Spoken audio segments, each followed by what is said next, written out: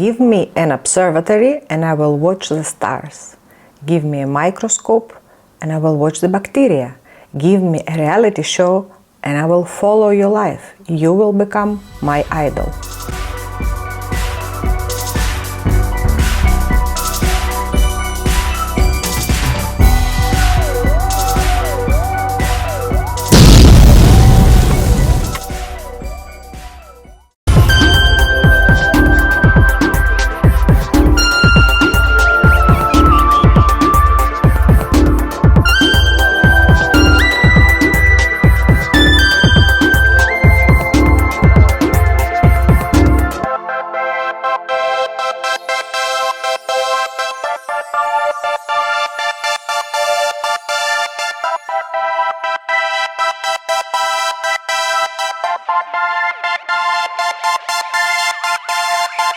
Truman lives his life the only way he knows, and though I know that all his decisions are being driven by others, I am interested in what is going to happen next.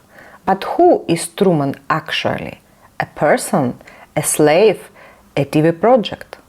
It would seem that I am different from him. I'm free. He is not. He cannot leave his home island. It would seem that fate itself does not let him out. The question is, who is really free here? Truman, who lives his life the only way he knows, or me, a spectator who traded my freedom for this TV show?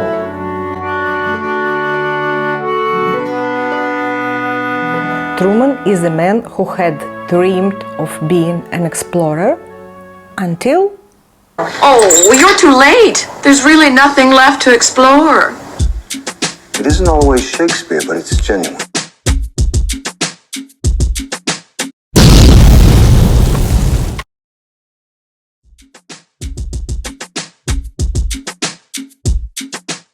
At the micro level, the film identifies the problem of personal freedom.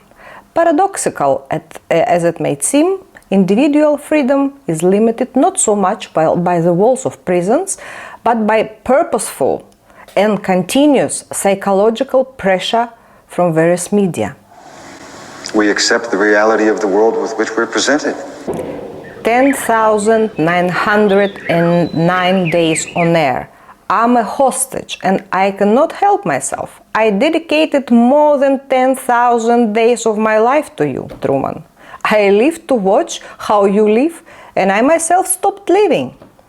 I'm a hostage of the Truman Show. Truman, you're gonna be late. Okay!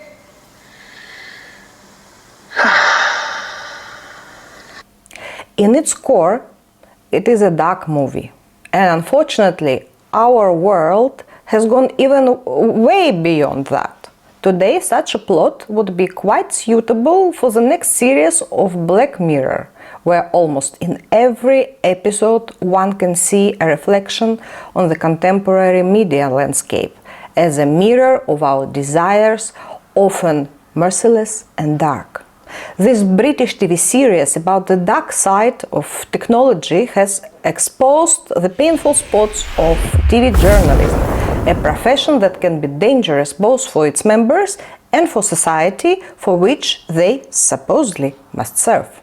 What does it mean to play by someone else's rules and think that you create them yourself? What is fictional freedom? In an interactive episode, Black Mirror Bandersnatch, there are numerous possible endings of the game that the main character was developing. When presented with a choice point, the user has to make a choice, or a default decision is made for them. We'll give you a couple of desks, set up a small team just for you, and of course Cole's on hand. What do you reckon? Oh, and hey, I'm hiring this sound chip guy next week, so music we can take care of, all in-house. So come on, what's your answer?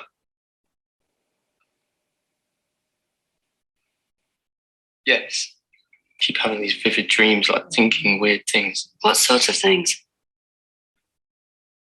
Like I'm not in control. Of? Anything. Little things, tiny decisions. What I have for breakfast in the morning, what music I listen to, whether I shout at Dad or... You feel like you're not making these decisions. I feel like I'm not guiding them, like someone else is. The game received different ratings from some influential game show in order to force the viewer to replay the film and get a new ending. So, in this episode, it is impossible to get 5 stars from the reviewer without sacrificing the hero's happiness. The Truman Show is a huge and complex system completely stylized for real life. And any system, especially a complex one, sooner or later fails.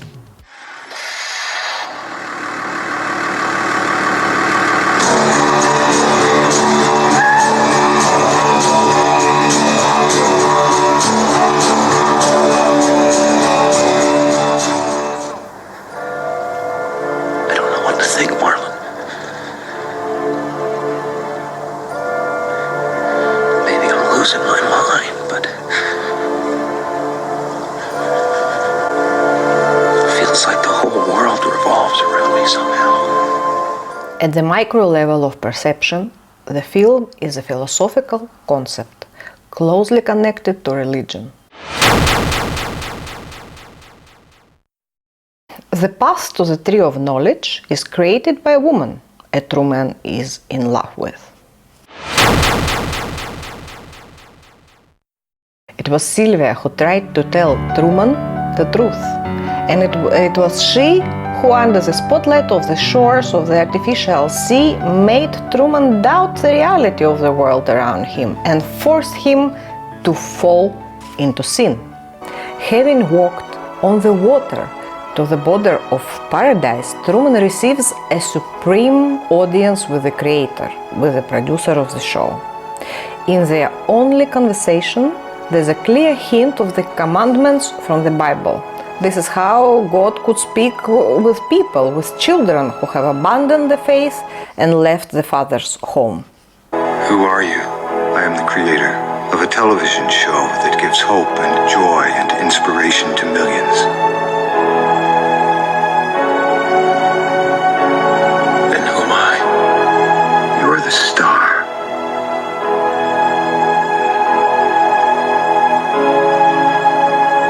Was nothing real? A power-crazed director of the show feels himself to be the creator of this small world, but is he really free? Locked up for 30 years within the show studio with Truman as the only meaning of his life, he is exactly the same hostage. Christoph is almost ready to let disobedient Truman die for the sake of the television show. When Truman reclaims power over his own life, willing even to die for freedom, Christoph sets in motion psychological pressure. There's no more truth out there than there is in the world I created for you. Do you often think that the circumstances are stronger than you? The most terrible test for a person who values his life is the realization that his world has been imposed on him and that he has not much to do with his own decisions.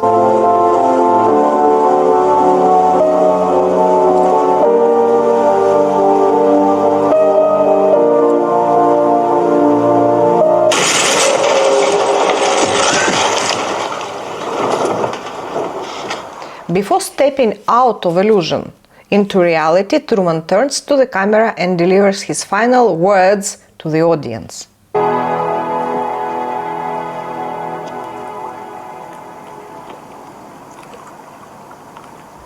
In case I don't see ya, good afternoon, good evening, and good night.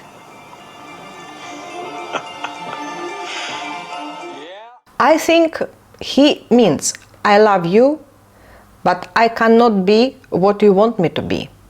It was everybody's show, but not my own.